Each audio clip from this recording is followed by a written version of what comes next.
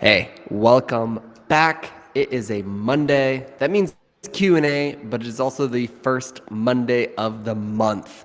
Before we dive into questions, I'm putting you on the spot, Attilio. What words of motivational energy do you have for anyone listening today trying to get fired up about June? Motivational energy, getting fired up about June. Guys, it's all going to be okay. It's all going to be okay.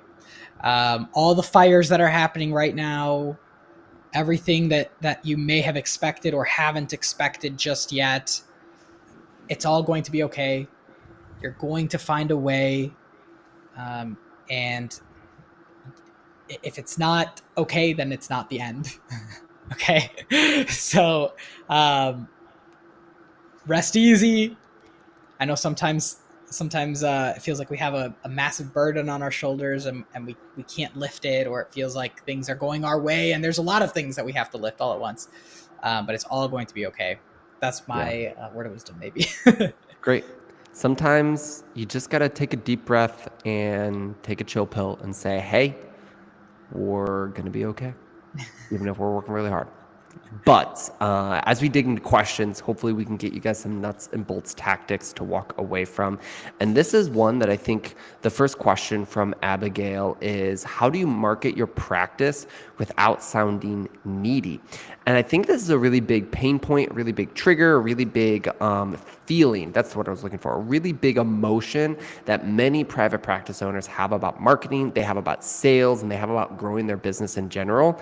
And what's funny is as you get bigger, I've actually noticed sometimes this increasing as you grow your group practice, or you try to add providers, or you just hit new levels of this thinking. And like we've even seen it on the recruitment side. Well, how do I recruit my next 10 therapists for my already large practice without seeming needy?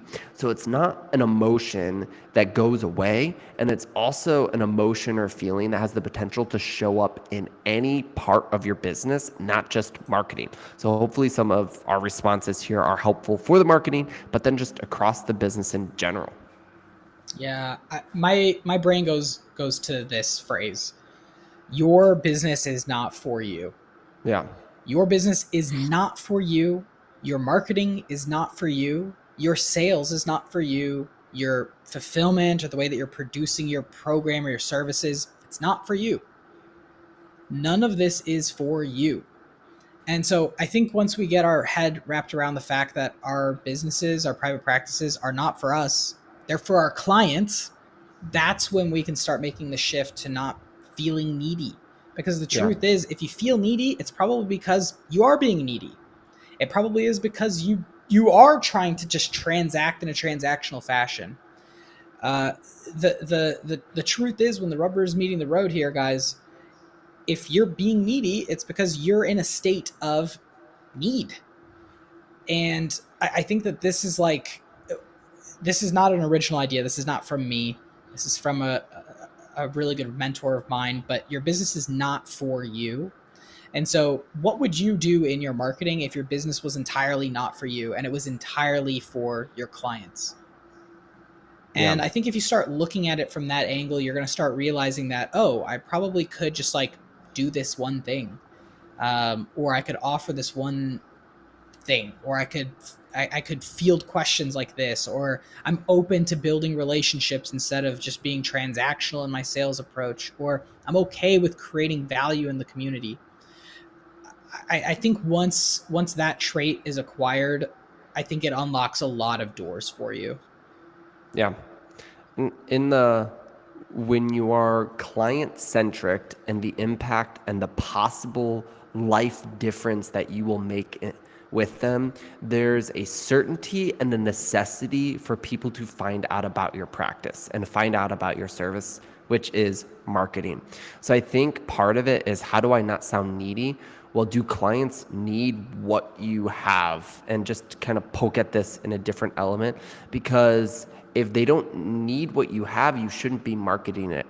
You shouldn't be trying to sell it. And if it's not of true, genuine value, if it has no inherent worth, which I would probably say, even without knowing you or the service you provide, if you're a licensed, trained therapist trying to make a go of private practice ownership, you probably have an incredible service that a lot of clients do need. So I think the question is, how do I celebrate the level of value that I have so explicitly and so clearly that shows up in my marketing, because I have to tell clients about the impact and the life-changing service they could receive through me. And you take up your own mantle of life-changing service and you try and communicate the necessity of that to be in someone else's life because they need it, right? And the byproduct of that is you happen to get a paying client from it. And that's how you not be needy. And that goes with recruitment, or that goes for sales. How do I not feel icky about my sales process? Well, sales is fundamental to helping that person understand your service and booking them based off of whether they want to say yes or no. And recruitment, adding more team members, is fundamental to your practice being able to provide quality care or quality impact in your community. So no one ever wants to do the blunt actions. However, when you tie those actions that you're doing in the business that don't feel great to the deeper reason, the deeper impact, and especially the access the client gets when you perform the action well, right? Because that client probably never will hear about your services in the way that they need to so they can receive that life-changing impact unless you make the action to market yourself. Yeah. So if you want to help clients in need, instead of feel needy, marketing is actually a way out of that rather than into that.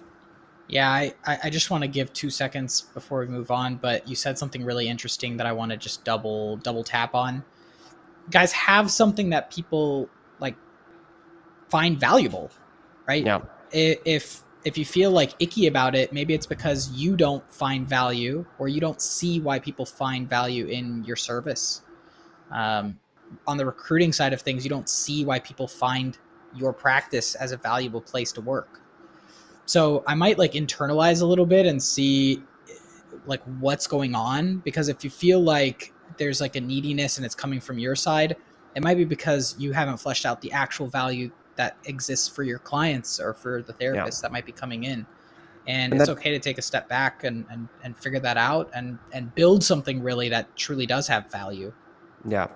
And sometimes it is needing to build something new or construct something better. However, a lot of times it's just having the language and the clarity and the confidence to talk about the value that already exists, but a lot of times gets into the weeds and shrouded behind the word therapy. I am a therapist, or I provide weekly therapy, right? It can be actually incredibly reductive, and you're not trained to talk about it through value seeking lens externally to your clients, right?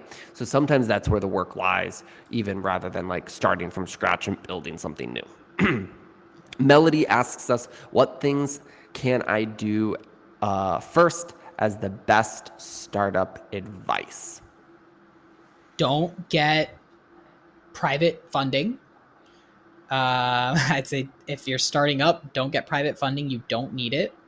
And a lot of people don't even incorporate their private practices before they get started. So don't feel like you have to incorporate your business, although there is certain insurance that you need to get. So make sure that you're insured. And then your EMR is probably one of the first things. And then just take note of who it is that you want to work with and market the heck out of yourself. Start getting information on, does the market want what you have, or do you need to change how you're speaking to your market? I would say that those are probably the best starting points. And my best piece of advice is make your calendar reflect the type of business that you're trying to build at the speed you're trying to build it. So if you're trying to build it really quickly, well, your calendar needs to reflect that level of time investment. If you're trying to build it sort of fast and so forth, right? Because I think that's one of the biggest growth areas that a lot of times we target when we start to work with practice owners inside of our program, is trying to bring parity and unity in the business that they want and the business they're trying to build and the ways that they're currently spending their time. And when those two things line up, acquiring the knowledge, doing the execution, fixing the stuff, building the things, kind of takes care of itself. But if you don't have the habits, the disciplines, the rigor, and you just don't have the calendar set aside to like work on the things, it's really hard to do the rest of it. So Yeah, get that great right point. first. Sort of two questions from Laura and from Yara. How do I build a private pay client caseload? How do I get help reaching private pay clients? We talk about this a lot, and I think there's lots of different angles to do this, but knowing your value and knowing how to communicate the unique value that you present to clients is one of the most essential parts to attracting private pay clients, and not even attracting them, but converting them at a price point that makes sense for your business. And so if you don't have the ability to speak about the value of your services and the changes and the results and the processes that they're going to go through with you, it's going to be really hard to sell a service on a cash rate when that is typically not the purchasing habit of most people seeking therapy. So we've, go back and visit some of our other videos and our content on like which marketing streams, which processes, ads versus listing sites and all of those things. But what we come back to a lot is how are you communicating with clients? And typically you have to communicate at a much higher quality of the value of your service, the value of your offering, your care plan, as Attilio calls it, and some of those things to get that level of engagement from clients and that cash pay rate. Yeah, I'll add into. I think there's a trait. There's two traits I think actually that are really really important for cash pay, like successful cash pay practices, and that's the trait of accepting the fact that you can't work with everyone that comes to talk to you, and that's okay. Um, on average, a cash pay private practice will close 20% of the people who inquire to work with them. And so having this mindset that it's a numbers game, we need to have higher volume of inquiries, and that, comma, it's okay that not everyone works with you, or that you have to refer people out, because this blends in with trait number two, knowing the fact that there is no secret plug into a private pay market. There's no Yeah. secret plug into the pool of private pay people. It's like we've seen people who are trying to get around it with like income, or like, I want to work with doctors because I think that they will blah blah blah, and that's not the truth. The truth is this grim, bleak truth that insurance companies have brainwashed your cash pay clients. And most people just want to use their insurance. It's convenient, they're already paying for it, etc. That goes for low income and that goes for high income individuals. And the dirty truth is here, guys, there's people, I think it's 20 or 30% of the US population who's making $250,000 or more is still living paycheck to paycheck. So just because they're higher income does not mean that they have cash to spend on therapy. It means that you have to communicate what it is that you're doing, and you have to be able to articulate that to the average person. Yeah. And out of 10 people who maybe contact you, 3 of them are going to say no matter what. 1 or 2 might say yes to you no matter what you say. And then there's 2 or 3 people who probably are going to use their insurance, and there's 2 or 3 people that could cash pay. And so just focus on flipping the people who can be flipped, and sometimes that means having or asking uncomfortable questions. Yeah, I don't think there's anything else to add there too directly. We're gonna go spitfire as we wrap up our time here. A couple last questions. Stephanie asks, in starting a private practice, what should we be prioritizing in terms of marketing? I love this question. I think the first place that I would look, just because it's such low-hanging fruit, is getting on those first 3 to 5 listing sites and just seeing what happens, because there's the propensity of sometimes getting a lot of inquiries initially, sometimes not getting very many inquiries, and it is very much a set and play type situation where you do it once and you're done for a little bit. Once that's done, Attilio, what should she prioritize next? Paid ads. So depending on how much cash you have, if you can spend $10 a day comfortably, you don't have to do anything too crazy. So just go out, spend $10 a day, and test to see if people want what you have to offer. Yeah. Change the language, etc. And then if you don't have $10 a day, then get scrappy. Don't Yeah. let that hold you back. Go on those headways or almas or whatever to fill up, get some cash flow so that you can spend money on ads. Yeah, and I just want to highlight one of the practice owners that we've been working with in our program. She's a cash pay, like solo practice owner that we've been helping build some different things up. Did this process. We helped her really get clear about some language, some process, the value communication through it all that translated into listing sites, which you saw help fill out her caseload a little bit, but she's looking for a couple more slots. She launched ads last week. Wrote some great ads. I was already gotten like 12, 13 leads at like $4 a lead, just like great, phenomenal results, dirt cheap, $10 a day. We'll kind of see how it all plays out, but did exactly, what we said in that order, essentially, to continue to move through this process. And the ads, right, her offer, her process, her communication that she worked on is working as it translates into a paid form, which is really powerful. In terms of what is the best marketing tips for filling a caseload when they're still in training for your specialty, this is by Kristen.